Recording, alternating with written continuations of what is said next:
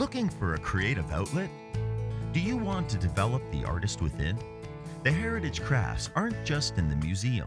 Plenty of people just like you are putting a modern spin on these traditional skills. Embroidery is the art of decorating fabric with designs that have been stitched using a needle and thread. Embroidery can also use other materials like metal strips, beads, quills, or sequins to create a unique look. Embroidery can be done by hand or by sewing machine. The origins of embroidery are lost in time, but historical samples have survived from Egypt, Northern Europe, and China. Embroidery was used to add beauty to clothing, religious objects, or household items, and was usually the mark of wealth or status. By the time local settlers came to this region, basic embroidery was a craft practiced by most families. Many samples of their work still exist today. Young women of the more affluent classes were taught embroidery because this is what they did. They didn't have household chores to do. Certainly the settlers in Simcoe County did embroidery. I mean, you just have to go to the county museum and see they have a marvelous collection of embroideries that people have donated to the museum. A lot of samplers whereby young women, mostly, not always, but mostly young women, were taught the basics of embroidery in making a sampler. Now, these samplers were either kept rolled up in a drawer or they were framed. There's one in the museum that our guild charted and made a copy of, this sampler from 1828 by Margaret Walls. And her family are still in the Simcoe County area. Part of that embroidery is done with wool, which was quite common to have on a linen fabric, but also there's a small section done in silk, which is kind of interesting because that would have had to be imported, certainly. So therefore, that was expensive for her to do that one little section in silk embroidery. Often the wool was made at home. It was dyed at home, grown from the sheep they had there and spun, woven, and then dyed. So we did a copy as close as we could get to the original in the colors of the original sampler, which are quite garish by our standards. But these were the home dyes that the young women in early Ontario had to do. I mean, they had to work with what they had at home. Today we take a more artistic view of what can be achieved through embroidery. But historically, because embroidery is a craft that is based on sewing, its techniques were used to mend the household linens and clothing. Still, beyond its practical applications, embroidery was used to beautify the homes of the pioneers. A lot of the work was done for decoration. I think people want to beautify their surroundings, particularly when you consider early Ontario. The winters must have been long and hard for these people who were not used to this kind of weather. And they would stitch at home, if you can imagine, by candlelight, which must have been very difficult.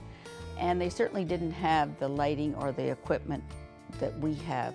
Today, it probably is more for home decor that people do, wall hangings, framed pieces, cushions, pillows. Artwork on clothing is big. There's a lot of some really neat experimental kind of work done on clothing. Certainly household linens, tablecloths, placemats, this sort of thing. Embroidery has evolved from a craft of necessity to an artistic form of expression. Because of this transition, there are many styles and techniques that are being used today, from following traditional patterns to creating more freestyle or original designs. Once you learn the basics of embroidery, many people then decide that they would like to create their own work rather than copying what other people have done.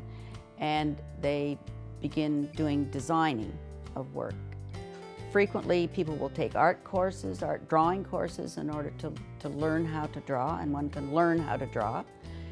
And you go from there, and then you look at your sketch or your drawing, and in your mind, you begin to interpret it in how you want to do this. Do you want to do it in a counted fashion or in surface work?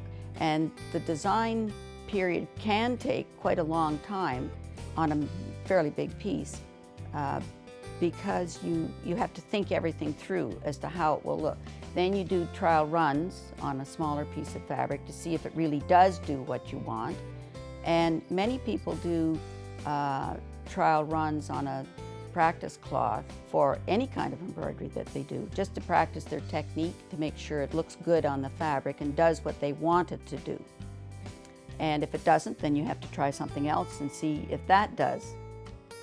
Unlike some other hobbies or art forms, one advantage to embroidery is that the tools required to get started are affordable and easily available. You need fabric, you need needles, threads, scissors, a good light source, and many of us have magnifiers that you can use, either put on your glasses or ones that you hold that are held over the work, and that's essential.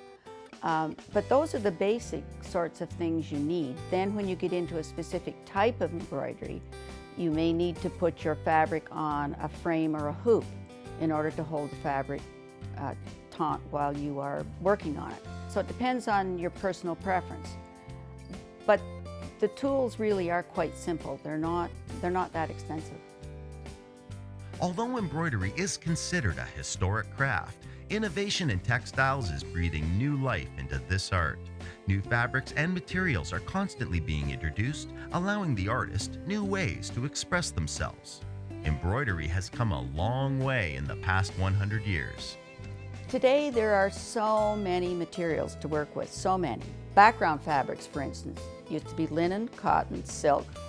Then there was rayon was developed. There's now a bamboo fabric that's made, and threads made from bamboo.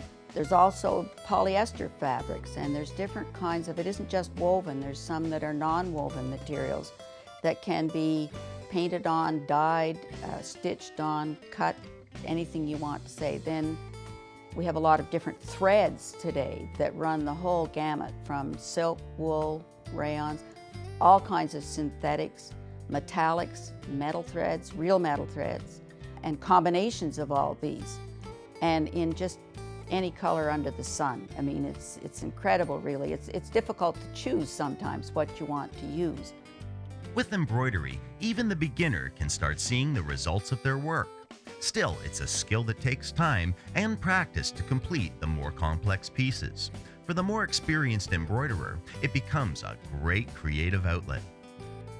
If you're a creative stitcher, you can go in many different ways. You can do traditional type work, but do it in a creative way by using different colors than were used before, by using different kinds of threads that were used in the past. Still working, we'll say, a piece of hardanger, which is a Norwegian style of embroidery that was done on cotton or linen with cotton or linen threads in white. Well, now, I mean, we do it in all kinds of colors, generally subtle colors, because it's the stitching that plays a role in the beauty of the work, the play of light on the work, rather than the colors. Crewel embroidery was done with crewel thread on a linen twill, and done in many colors, and made to look representational. When you did an iris, you wanted it to look like an iris. So there were subtle shadings and this kind of thing. Well, today we can take that iris and start out thinking that you're going to do it in a surface work or a crewel type work. And you might end up using metallic threads in this, which make it completely different. I think we're open to a lot of different things, and sometimes it's hard to decide how you want to proceed with a piece, sort of thing. But people do have their likes and dislikes, and will work in a certain style of embroidery most of the time. When you finish a work and it turns out the way you wanted it to, it is a tremendous feeling of sometimes relief that it's finally done, and other times it's just an immense satisfaction. For more information on embroidery, or maybe you would like to take a course in one of the textile crafts, check out the Simcoe County Arts and Crafts Association website at www.scaca.ca.